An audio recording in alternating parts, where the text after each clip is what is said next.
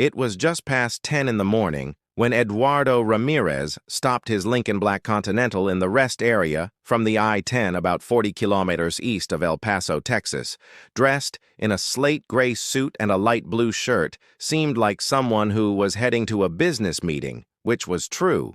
A thin leather portfolio rested on the passenger seat, passenger holding neatly documents for the roundtable of policies of the governor. Scheduled for noon, Eduardo had served as a district judge district for more than 20 years, known in the entire state for its behavior, calm and his strict sense of justice. But none of that mattered when a white state patrol car stopped behind from him with the lights flashing inside from the patrol car. Officer Bennett squinted his eyes from his point of saw a Latino man sitting alone in a luxury car in a rest area was a cause for suspicion, called his partner, Officer Miller, over the radio. Officer Miller, who was only a few minutes behind without waiting. For reinforcements, Bennett left his patrol and approached to the Lincoln. Eduardo, feeling that the officer was approached, lowered the window and kept both hands visible on the steering wheel. "Good morning, officer," he said calmly. "Is everything all right?"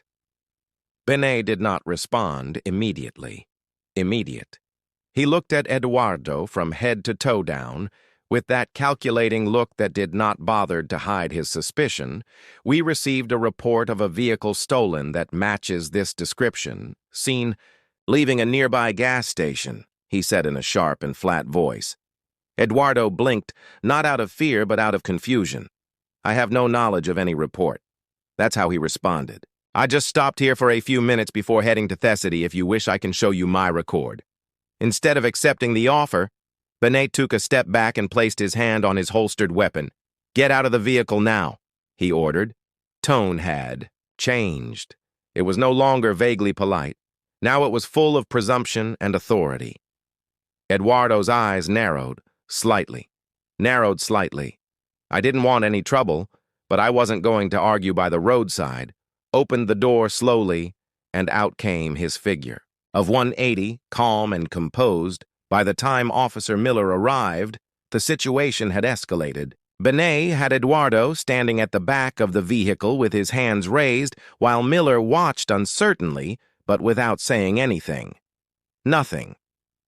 "I would like to know what I am accuses," said Eduardo, still measured but with firmness in his voice. "I haven't done anything bad." Bennett didn't respond, instead walked towards Eduardo's door and reached the hand inside the vehicle without permission and began to rummage through the glove compartment. Eduardo took a small step forward. "Officer, I do not give my consent for a registration of my vehicle," he clearly said. That was all Bennett needed. "That's obstruction," he retorted, interfering with an investigation before Eduardo could respond.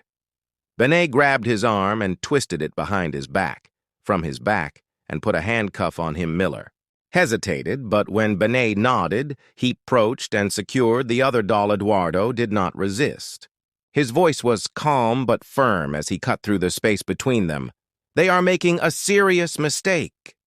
The scene unfolded in front of some travelers who had stopped to have coffee or stretch their legs.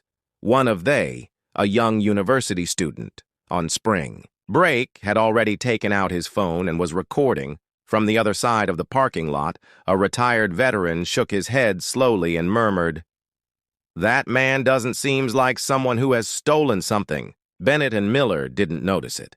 They were too focused on taking to the back of the patrol car as if they had caught someone dangerous. But Eduardo walked with dignity.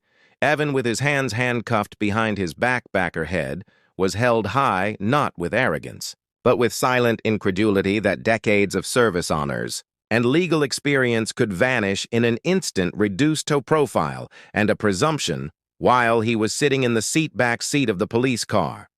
Eduardo did not, said nothing, looked out the window beyond, from the parking lot beyond the blurry trees, as if searching for something deeper than the scene that was unfolding around him. He was not angry. He wasn't calculating yet, thinking, planning, knew something that the officers didn't. It would end as they thought, inside the police station state just outside the Crosses, New Mexico. Eduardo Ramírez was sitting quietly in a hard plastic chair. His hands no longer They were handcuffed, but the red marks around their wrists remained. The registration officer had checked her identification, but didn't seem to look at it too closely. He just typed the information as if it were another entry routine for them. Eduardo was just another middle-aged Latino man arrested on suspicion. I wasn't shouting. I wasn't arguing. That made his eyes even more suspicious. The people who remained calm, who didn't get angry, were sometimes seen as if they were hiding something. The officers did not recognize the calma's discipline. They confused it with guilt officer. Bennett passed through the detention more than once, each time looking at Eduardo with barely concealed irritation veiled. Officer Miller was quieter, mainly staying in the background, occasionally looking uncomfortable, but without saying anything. Eduardo had been detained for almost 2 hours without a phone call and without explanation. Just waiting, I had asked. 3 times in a tone, respectful and clear, to contact his office, explaining that I had an appointment important in Santa Fe. Every request was ignored or dismissed around her. The police station buzzed with low conversations, the click of keyboards, and an occasional radio call. Other officers came and went from the rooms, giving Eduardo passing glances. Eduardo, but never really interacting. Some even smiled smugly. He didn't dress like someone from the streets. They noticed the polished, shoe-tailored pants and the posture, but that only made him more curious. Someone, he even murmured. He thinks he's special. He heard it but didn't flinch. Benet finally re-entered the detention area and leaned against the wall with crossed arms. So, are you going to tell us why you were sitting there with the engine running? Were you watching the area waiting for someone? Their tone was more mocking than inquisitive. Eduardo raised his gaze, his voice calm. I was checking the directions on my phone. I had a meeting in Santa Fe. That's all. Bennett mocked. You always have one story, Miller. Standing behind him, moved slightly but said nothing. Eduardo didn't respond. You knew the pattern. They were waiting for it to blow up to give them a reason to escalate. But I wouldn't give them that. They had spent too many years on the podium listening to stories like this, of young people who never had the opportunity to be heard. Wasn't going to feed the cycle after a while. The shift supervisor, Sergeant Pamela Jates, entered. She was about 50 years old, with grayish hair neatly gathered in a bun, and sharp eyes that didn't miss much. Stopped when he saw Eduardo. How long have you been here? He asked, directing the question to no one in particular. Almost 2 hours. Someone responded from a nearby desk. Obstruction and vehicle. Match. Jaga frowned and approached Eduardo. Sir, have you been informed of your rights? Eduardo nodded once. Yes, ma'am, but I have not been allowed to call my office. I have asked for it several times. She looked at it more carefully now. Something in her clear, calm, and precise tone made her stop. What's your name again? He asked. Eduardo Ramírez said, and I highly recommend strongly that someone verify that name before this mistake make it bigger. Bene laughed. Behind, she has been acting like a man important since we brought him here. Yaga gave him. He gave a look. It's enough. Then he turned to Eduardo. Let me see what we have. Walked towards the nearest terminal, nearby, typing as he moved forward. Alone, it would take a few minutes, but Eduardo already knew what he would find. For now, he sat back, insolence once again, waiting for the moment when the room would change. Was arriving. I could feel it. The Sergeant Pamela Jates stared intently, the screen in front of her at first. She scanned it casually, expecting to see a clean record, maybe a couple of traffic fines, but at the moment, when the name of Eduardo Ramírez was loaded into the system, her eyebrows furrowed. A long list of appeared: academic honors, credentials, legal appointments, certifications, judicial. Then he hit her. Honorable Eduardo L. Ramírez, Judge President of the 14th District Court, State of New Mexico. Her eyes widened slightly. She checked the photo in the file twice, matched the man sitting calmly in the detention area. Looked over her shoulder at him through the glass, then back to the screen, flickering once while their reality was sinking. He quickly put on his boots, making soft but sharp taps on through the floor of the police station. While arriving at the detention area, Benet was still, leaning against the wall with his arms crossed, looking presumptuous. Miller was nearby, trying not to meet Eduardo's gaze. Jaja didn't say anything at first. He opened the door and entered. Eduardo looked at her calmly, as always. "You said you had a meeting in Santa Fe started." "Yes," Eduardo responded at noon. "I was invited to join a roundtable on justice reform with the governor." Yage took a breath. "And you are the judge?" "Eduardo Ramírez." He gave a slight nod. "That's right." There was a pause, and then she said, Your Honor, I apologize. This should never have happened." "Happened." Behind her, Bennett straightened up. "Wait, what do you mean, with Your Honor?" Jagate turned slowly towards him. "You arrested your estate judge in office without cause. Probable, you registered his vehicle without a court order and denied him his right to contact a lawyer." His voice was firm but cold. "This is serious. Benet's trust was broken." "No, he was acting like a judge." "He didn't say that." "I didn't have to do it," Yeg interrupted. "You had his ID. It was your job. Verify it instead. You climbed without reason." She turned to Miller. "You too? You helped to handcuff a man without appropriate cause? Do any of you have idea of what this means?" The silence in the room was heavy. Bennett opened his mouth, but nothing came out. Miller's face had gone pale. Pale Jag turned towards Eduardo. "Sir, I'm sorry. Would you like to contact with the governor's office now, or that someone take him there?" Eduardo gave a small, unpretentious smile. "Just tired, yes. I would like to. Thank you, Sergeant." She nodded and led him out of the detention room. Detention. His tone and posture now completely changed. The buzz in the police station had changed the officers. They looked up from their desks, confusion on some faces, shame on others, the man who they thought it was just another arrest. Calmly now he moved through, the building with silent power and dignity completely restored. And while I was leaving the building with a phone in hand and Yeg walking beside his side, all those who were left behind understood that this was far from finished by nightfall. The first video was already had gone viral, a 27-second clip recorded by a university student in the break area. Rest area showed Judge Eduardo Ramírez being handcuffed by the officer Bennett. While calmly asking what had done wrong, the student's voice you could hear in the background saying, "This is crazy." He didn't do anything.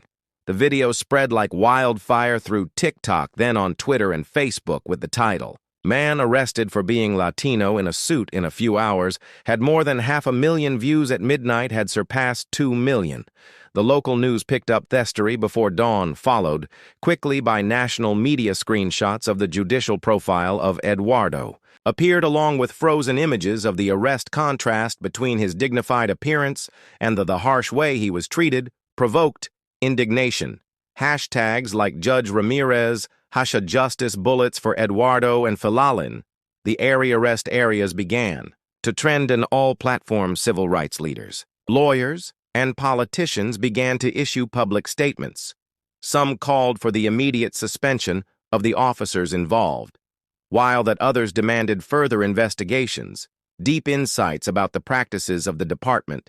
The governor's office, after confirmed the scheduled appearance of Judge Ramírez at the round table, issued a brief but forceful statement. "We are reviewing the incident, and we remain committed to equity and justice in all state agencies, state community organizations, scheduled press conferences." Protesters gathered in front of the Las Cruces police station crosses in the middle of the morning, holding signs that said, "Judged before the justice and dignity in handcuffs."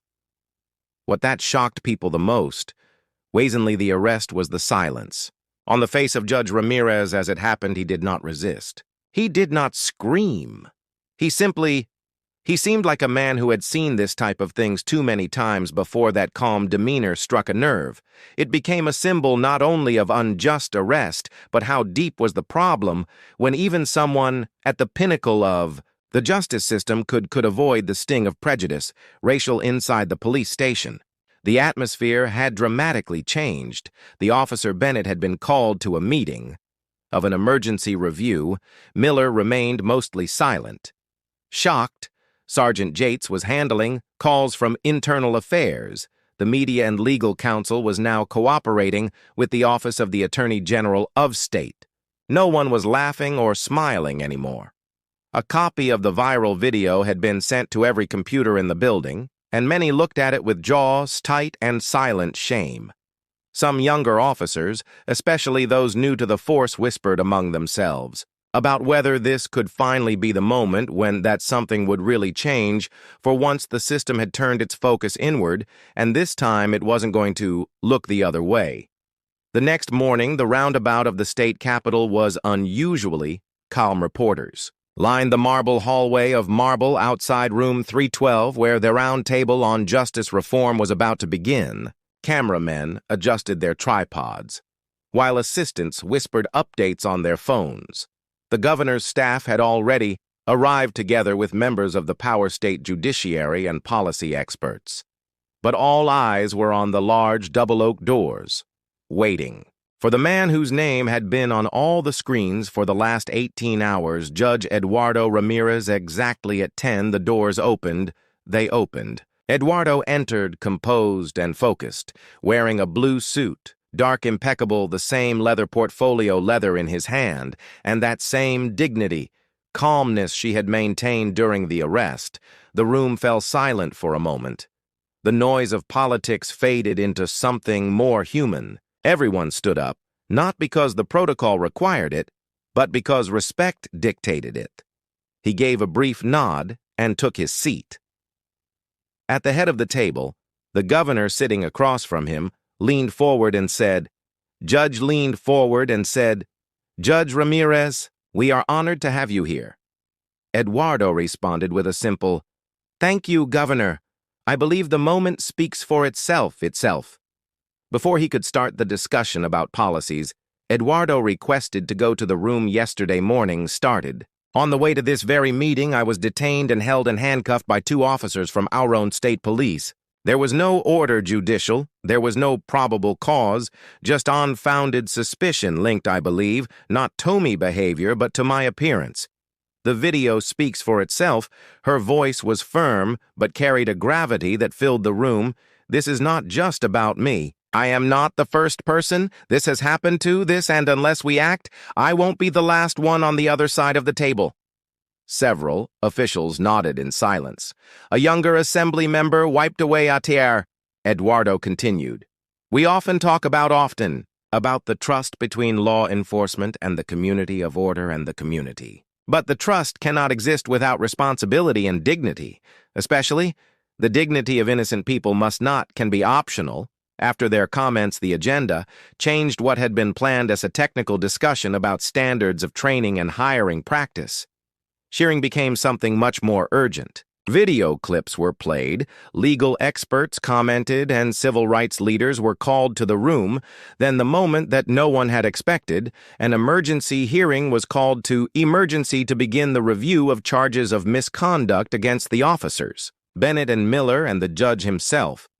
Judge Ramírez was appointed to supervise the session as an author, as neutral authority hesitated at first, wanting to avoid any perception of personal bias, but after the governor's legal counsel confirmed that there was no ethical barrier, Eduardo accepted. 2 hours later in the lower house, the officials entered a formal session of a review session full of media personnel, state, and some members of the community that had managed to obtain access. His usual bluster had disappeared. Benet looked pale with his jaw tight. Miller kept his eyes on the floor. Eduardo sat in the center of panel, flanked by 2 other judges and the state prosecutor.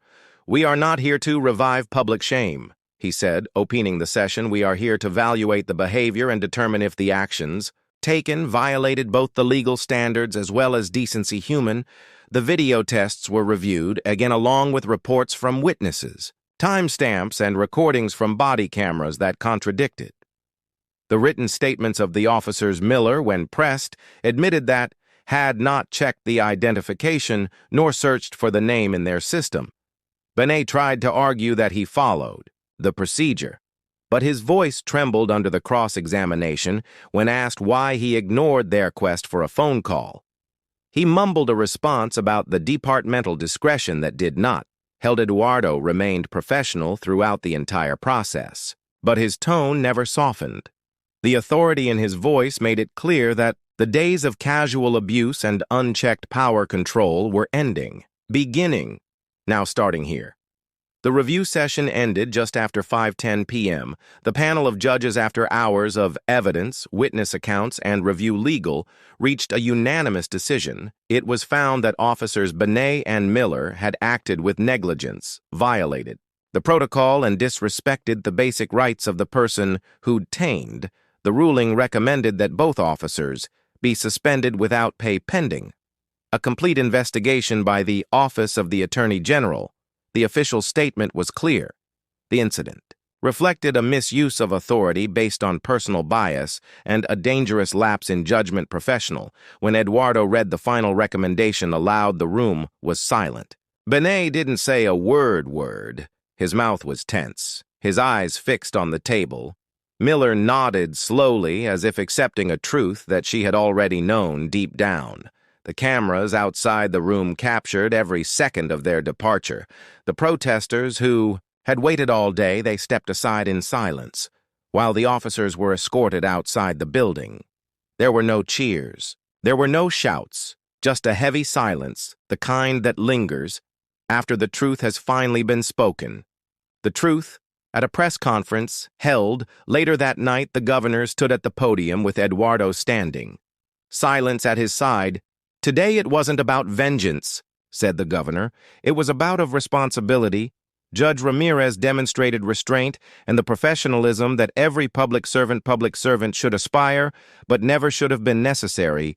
Continued announcing a new legislation that was being introduced, a mandatory training program, statewide, focused on de-escalation of the recognition of bias, racial, and legal rights. Furthermore, the governor proposed forming an independent oversight committee to investigate future complaints against the law enforcement agencies in all counties. The press asked Eduardo if he wished comment, approached the podium briefly. Eyes firm. "What happened to me happens to people without a camera watching, without a title behind their name, without someone to speak for them.